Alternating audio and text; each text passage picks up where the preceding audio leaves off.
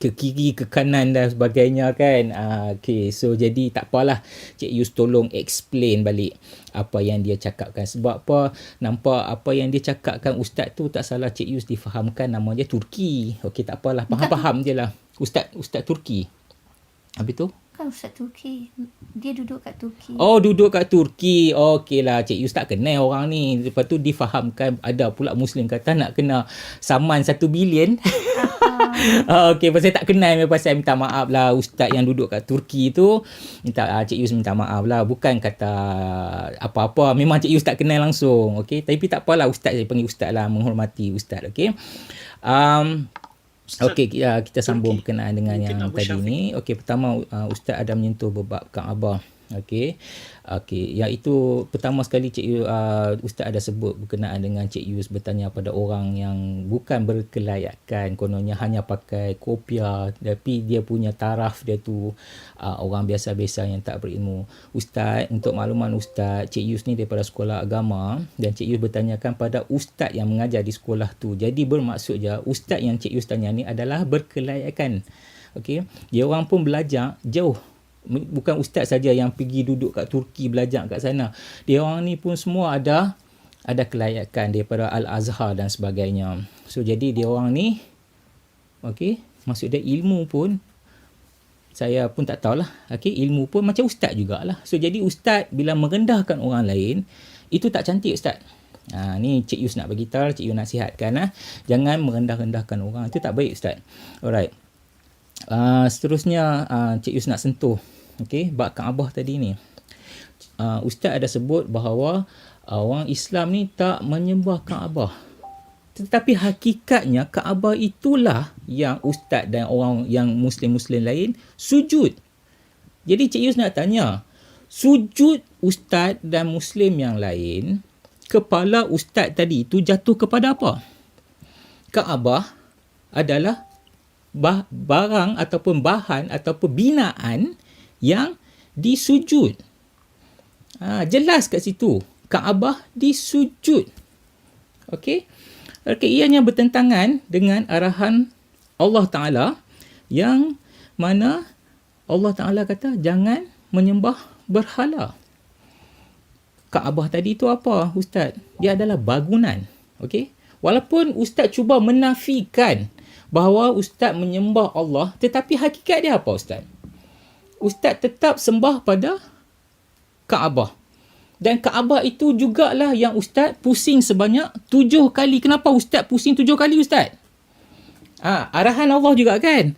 Okey, kenapa? Kenapa 7 kali ustaz pusing Kaabah tu? Lepas tu ada pula di penjuru ada batu hitam, Hajarul Aswad. Dicium-cium pula batu tu. Kenapa ustaz? Arahan Allah Ta'ala. Okey, tak apa. Saya faham. Semua arahan Allah Ta'ala. Tetapi, perbuatan-perbuatan ni berunsurkan apa, ustaz? Berunsurkan apa?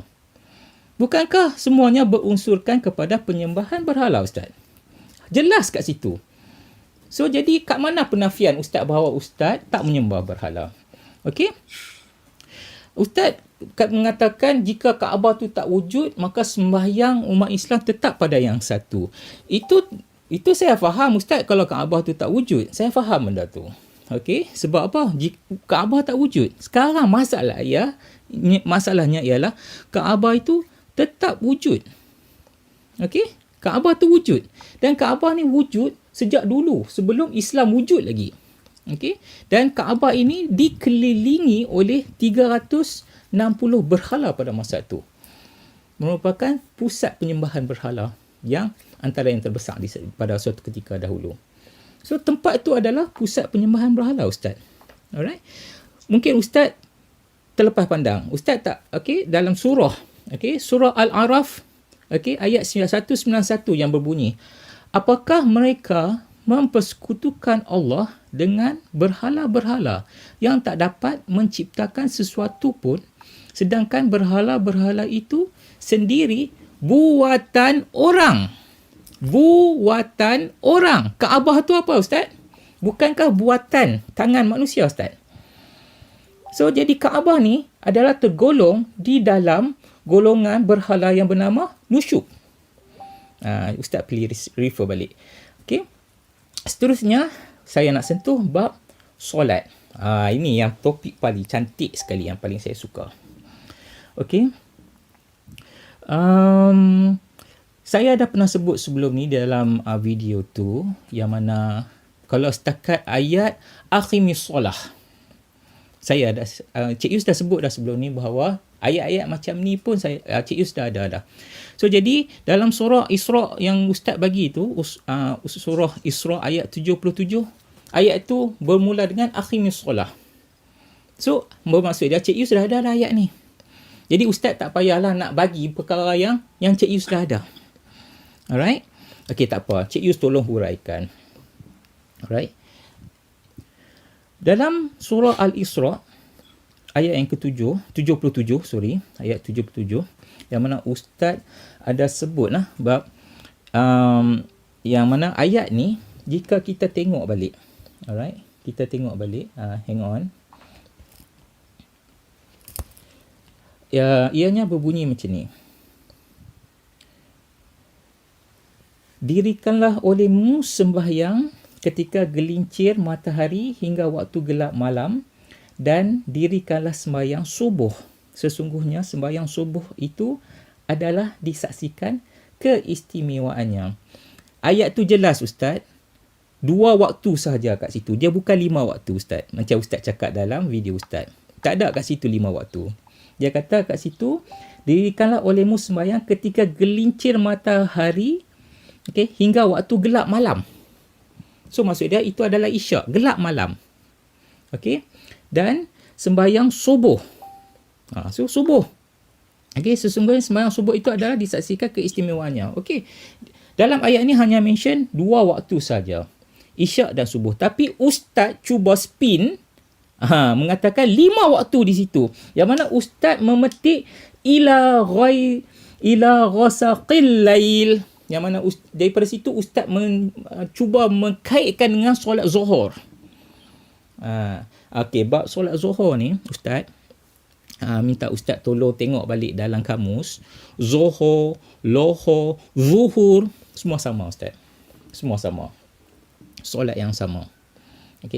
Nama solat ni tak penting Ustaz. Sebenarnya saya cuba kaitkan nama Islam tu adalah dia selari dengan nama-nama solat umat Islam, iaitu daripada isyak, subuh, subuh, Zuhur ataupun Zuhur, Asar dan Maghrib.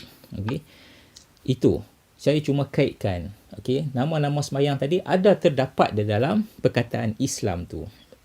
Dan nama sembahyang tadi ni tak terlalu penting pada Cik Yus. So jadi seterusnya, Cik Yus sambung Ustaz dah bagi surah Khaf ayat 39. Surah Khaf ayat 39 yang berbunyi, oleh itu bersabarlah wahai Muhammad akan apa yang dikatakan oleh mereka yang menentangmu itu, dan bertasbihlah sambil memuji-muji Tuhanmu sebelum terbit matahari dan sebelum matahari terbenam. Ustaz nak kaitkan solat ni dengan perkataan tasbih Ustaz. Cuba Ustaz buka balik kamus, tengok balik apa maksud tasbih. Tasbih tu adalah biji-biji yang yang kita letak tali tu. Itu nama tasbih.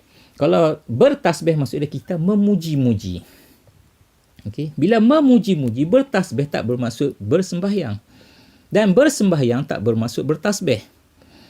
Jadi, mungkin Ustaz nak kaitkan dengan solat itu adalah bertasbih.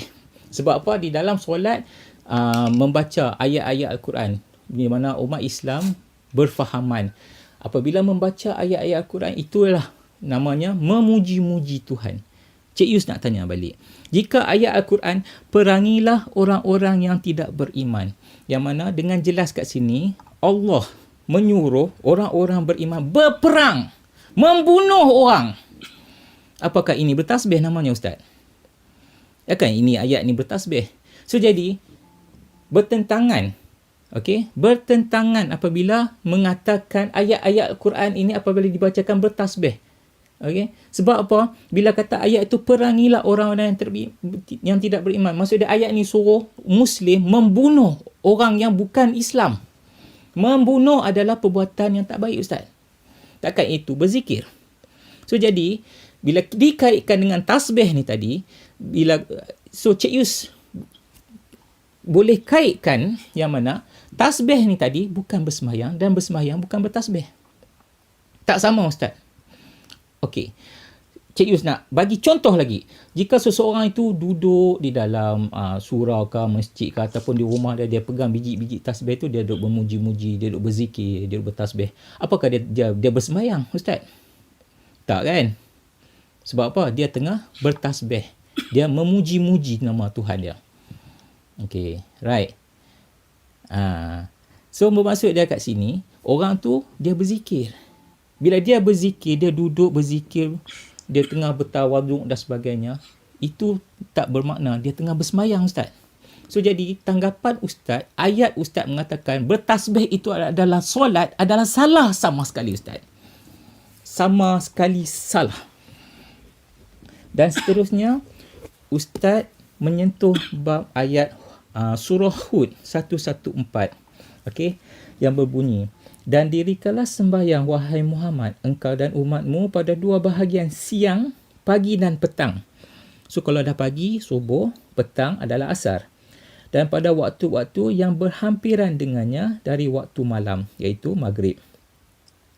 Sesungguhnya amal-amal kebajikan terutama sembahyang itu menghapuskan kejahatan. Perintah-perintah Allah yang demikian adalah menjadi peringatan bagi orang-orang yang mahu beringat. So di dalam ayat ini menjelaskan pagi dan petang, maksudnya subuh dan asar. Alright? Asar. So dia kata seterusnya pada waktu-waktu berhampiran dengannya dari waktu malam. Okey, saya boleh sebutkan kat situ. Kalau nak kata malam, maghrib tu hampir malam dan isyak malam. Okey, that's fine. So maksud dia pagi, subuh, petang, asar, dan berhampiran dengannya berhampiran dengannya dari waktu malam, maksud dia maghrib dan isyak. Baru 4, Ustaz. Zuhur tak ada kat situ, Ustaz. Tak ada zuhur kat situ, Ustaz. Masih belum lengkap 5 waktu. Alright. Okey. Cik Yus rumuskan lagi. Okey. Kenapakah solat adalah rukun kedua terpenting? Rukun Islam. Rukun Islam ni adalah penting dan dia adalah rukun kedua. Maksudnya kedua terpenting. Kenapakah tidak terdapat dalam satu surah dan satu ayat? Kenapa mesti berada dalam surah-surah yang berlainan, ayat-ayat yang berlainan, Ustaz? Jadi ini menunjukkan bahawa Al-Quran ini tidak lengkap, Ustaz. Kenapa mesti ada dalam surah-surah yang berlainan, ayat-ayat yang berlainan? Itu pun masa-masa yang diterangkan pun tidak mencukupi 5 waktu. Tak sama seperti apa yang Ustaz terangkan. Sebab Ustaz kata 5 waktu. Tengok balik semua dia punya terjemahan. Okey, tak cukup 5 waktu, Ustaz. So jadi Ustaz cuba menegakkan benang yang basah. Okey.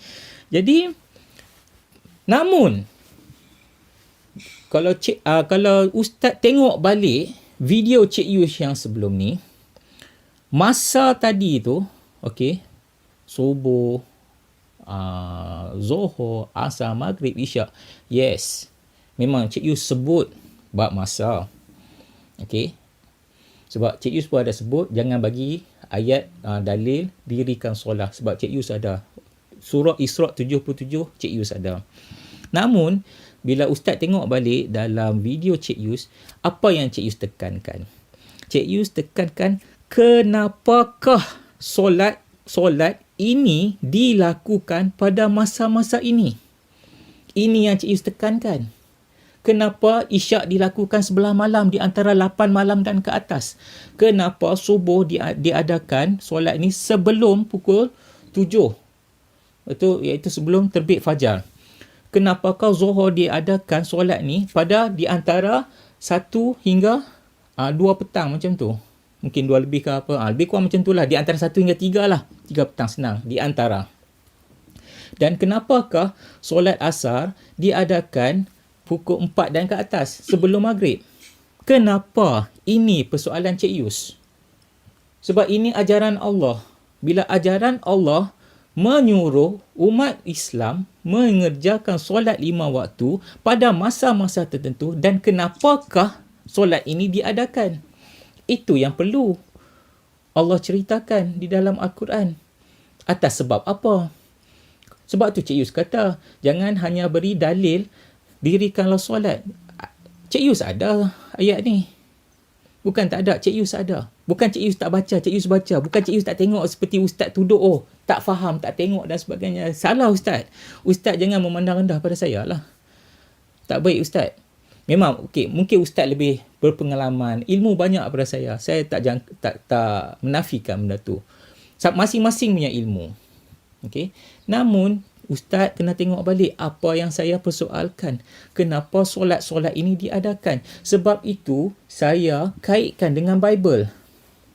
Di dalam Bible, saya refer kepada apa? Di dalam buku Matthew, ayat 26-27. Di dalam tu lengkap menceritakan 5 waktu.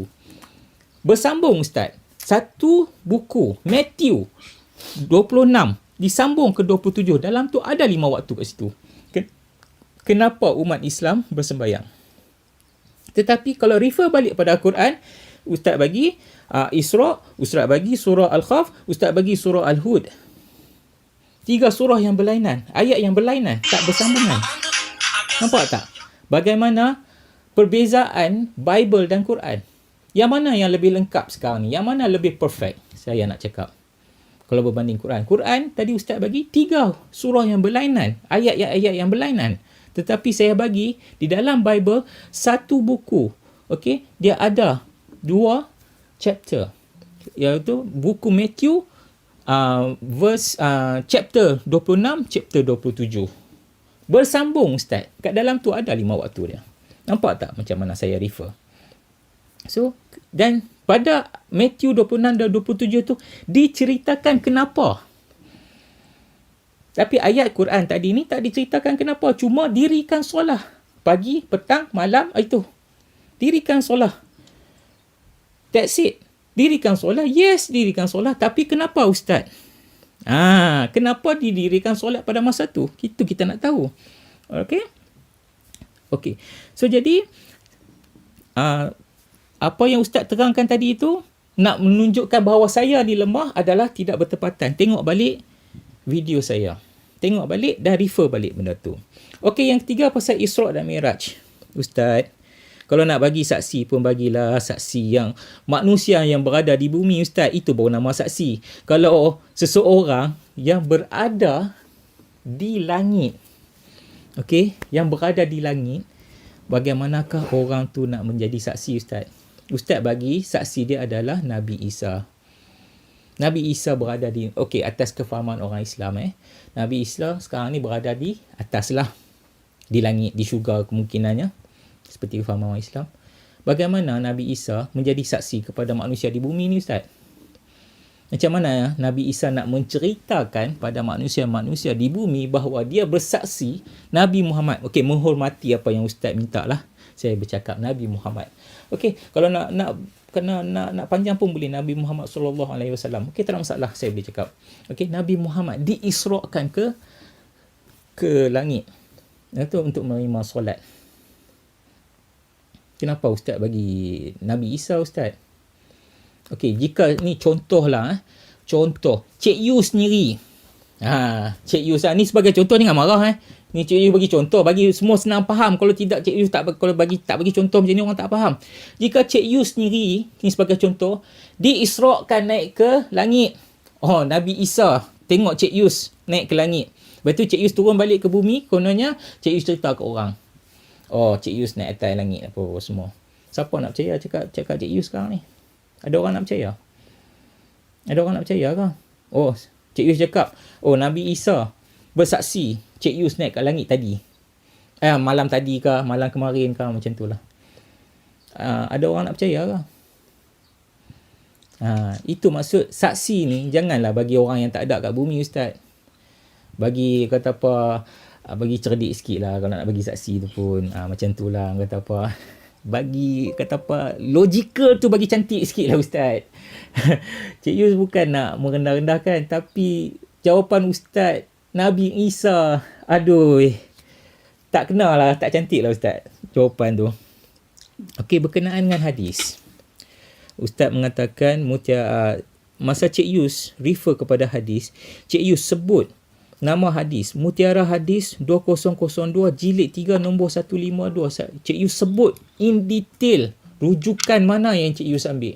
Okey, tapi Ustaz langsung apabila Ustaz refer balik kepada hadis yang Cik Yus bagi, Ustaz langsung tak sebut nama hadis, jilid berapa, nombor berapa yang Ustaz refer.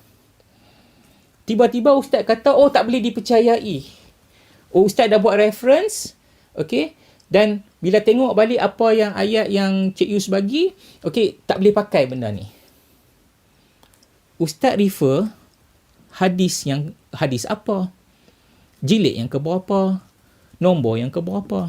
Habis itu Ustaz hanya sebut wallazi nafsi biyadihi. Yang mana bermaksud jiwaku berada di dalam kekuasaan Allah. Lebih kurang macam itulah. Ustaz, untuk makluman Ustaz, ayat tu tak lengkap Ustaz. Ustaz cuma ambil sebahagian. Ustaz cakap tak habis.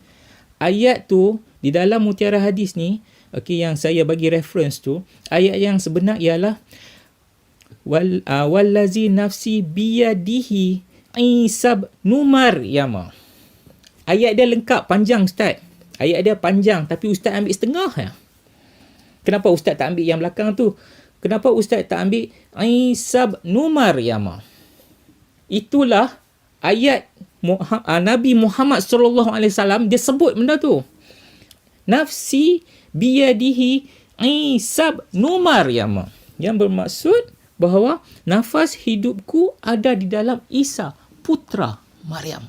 Baiknya sebenarnya sebutkan nama Nabi. Ustaz, ayat tu, kalau percakapan seseorang tu, Ustaz jangan ambil sekerat-sekerat Ustaz. Sebab lari maksud dia. Ustaz kena ambil lengkap semua. Bila Ustaz ambil lengkap semua, itulah apa yang dimaksudkan. Dan Cik Yus tak buat penuduhan. Okey? Cik Yus buat reference terlebih dahulu sebelum Cik Yus bercakap di dalam video tu. So, itulah dia. Kenapa Ustaz bila menjawab persoalan Cik Yus, Ustaz cuma ambil sebahagian ayat dan meninggalkan sebahagian ayat yang lain. So, siapakah yang cuba menipu di sini Ustaz? So, tengok balik, okey, di dalam Mutiara Hadis 2002 jilid 3 nombor 152, apa ayat dia? Refer balik. Semua umat Islam, tolong refer balik. Tengok balik ayat tu berbunyi macam mana. Apakah hanya wallazi nafsi biyadihi ataupun nafsi biyadihi Isa bin Maryam. Tolong tengok balik. Okay? Cik Yus tak buat fitnah nah. Jangan kata Cik Yus buat fitnah ke apakah, buat zalim macam Ustaz kata tu, menuduh sesuatu yang tidak baik. Okay? Itu bukan Cik Yus punya perangai. Okey. Dan seterusnya adalah berkenaan dengan Al-Fatihah. Al-Fatihah.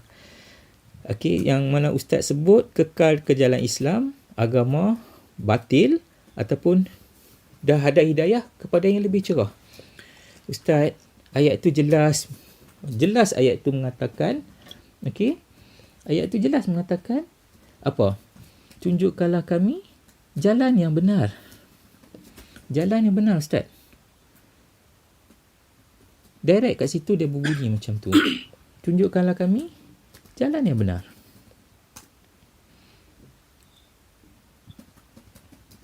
So, dan seterusnya, ayat yang seterusnya iaitu jalan orang-orang yang engkau telah kurniakan nikmat kepada mereka, bukan orang yang engkau murkai dan bukan pula orang-orang yang sesat. Okey. Ustaz, saya tertarik satu perkataan Ustaz yang mana Ustaz mengatakan Nabi-Nabi terdahulu seperti Musa, Isa ni apa semua membawa ajaran Islam. Ustaz pula yang sekarang buat pertuduhan. Nampak tak di situ? Bila masakah Nabi-Nabi sebelum Nabi Muhammad, okey, Nabi-Nabi terdahulu sebelum Muhammad membawa ajaran Islam Ustaz? Apakah bukti mereka ni semua Islam? Okey. Sebab saya bagi tahu pada Ustaz, okey, saya nak tengok jawapan kalau Ustaz boleh bagi kat saya dalil daripada Quran. Okey. perkara paling utama untuk seseorang itu menjadi Islam adalah bersyahadah 2 kalimah syahadah. 2 kalimah, bukan 1 kalimah. Itu adalah syarat paling utama seseorang itu menjadi Muslim. 2 kalimah syahadah. Bukan 1 kalimah, Ustaz. So, jadi bila masakah Nabi-Nabi sebelum Nabi Muhammad bersyahadah, Ustaz? Ada dalil tak yang Ustaz boleh tunjuk pada saya? Nabi-Nabi terdahulu sebelum Nabi Muhammad bersyahadah 2 kalimah syahadah. Dan dalam masa yang sama, pernahkah mereka ini membawa ajaran Islam, mengajarkan tentang rukun iman dan rukun Islam? Pernahkah? Especially kalau boleh tunjuk di dalam Bible, itu lebih baik. Saya nak tengok kalau ada di dalam Bible, mereka mengajarkan rukun iman dan rukun Islam dan mereka bersyahadah 2 kalimah syahadah yang menunjukkan mereka adalah orang-orang Islam. So, berbalik kepada ayat Al-Fatihah tadi, iaitu jalan-jalan orang-orang yang engkau telah kurniakan nikmat.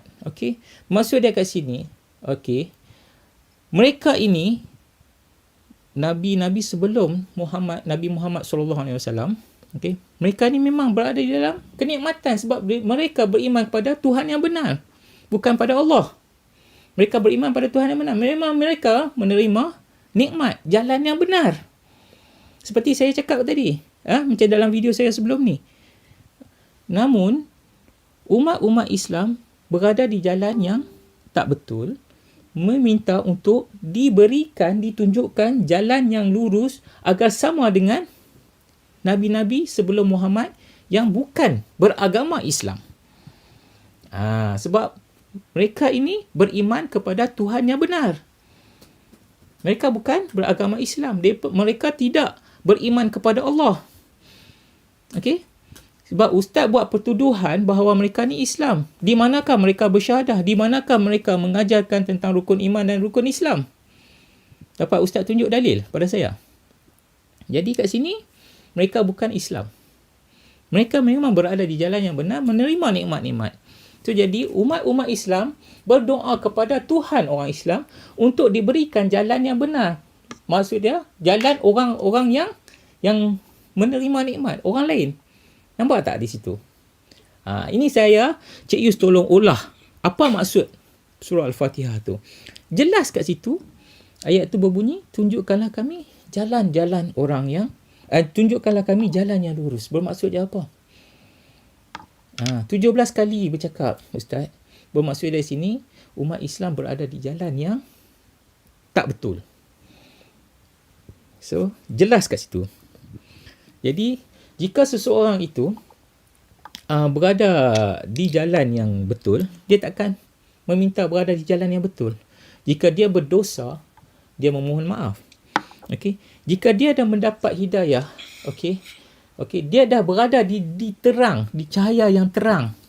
Ustaz kata nak cerah lagi. Cerah macam mana Ustaz nak? Tak cukup cerah lagi ke?